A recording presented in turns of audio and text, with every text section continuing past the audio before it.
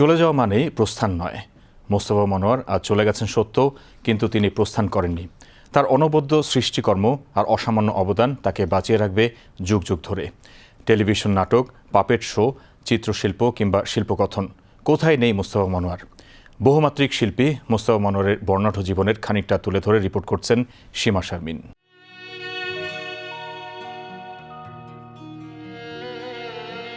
একটি মহাকালের সমাপ্তি, একটি মহাজীবনের অবসান। মুস্তাফা মনোয়ার আর নেই। বহুমাত্রিক শিল্প প্রতিভার অধিকারী এই মানুষটি আজ পৃথিবীর মায়া কাটিয়ে চলে গেলেন ওপারে। রেখে গেলেন এক মহাকাব্যিক জীবনের নানা স্মৃতি, অবদান এবং অসংখ্য সৃষ্টিকর্ম।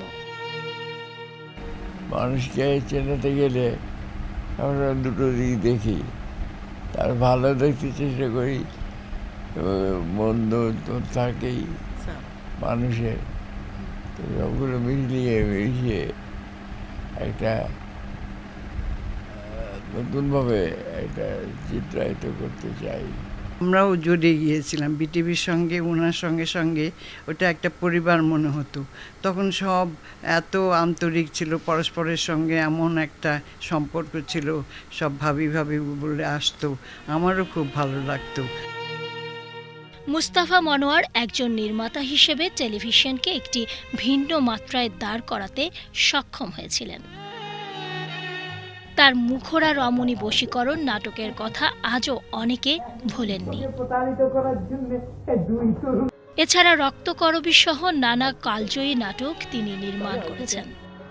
যা এখনই কাজে ফিরে যা, দেরি করিস না। সমস্ত দিন তো কেবল সোনার তাল ফুরে আনে, তার মধ্যে একটু সময় চুরি করে তোর জন্য ফুল খুঁজে আনতে পারলাম। মহাপরিচালক হিসেবে বাংলাদেশ টেলিভিশনকে তিনি দিয়েছেন নেতৃত্ব।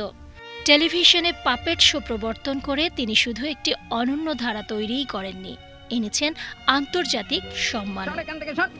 আমার জমির উপর দাঁড়িয়ে ধান নষ্ট করছো না?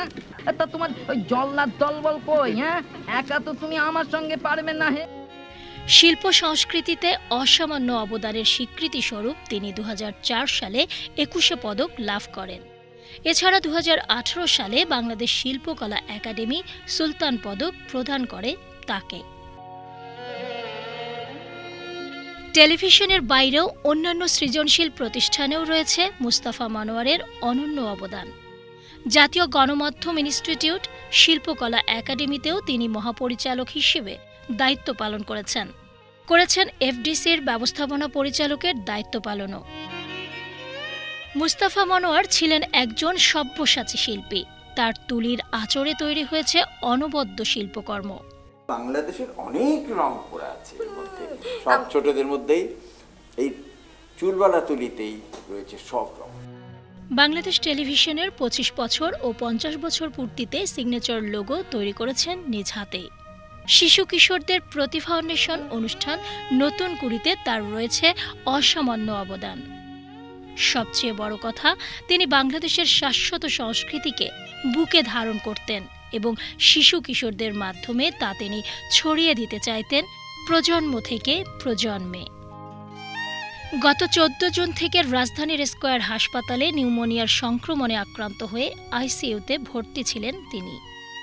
অবশেষে পৃথিবীর মায়া কাটিয়ে ক্ষণজন্মা এই শিল্পী আজ চলে গেলেন না ফেরার দেশে। মুস্তাফা মনোয়ার চলে গেলেন, তবে গেলেন না। তার অসামান্য অবদান, শিল্পকর্ম এবং অনন্য সৃষ্টির মাধ্যমে তিনি রয়ে গেলেন আমাদের মনের মণিকোঠায়, চিরদিন, চিরকাল। সীমা শারমিন, বিটিভি নিউজ।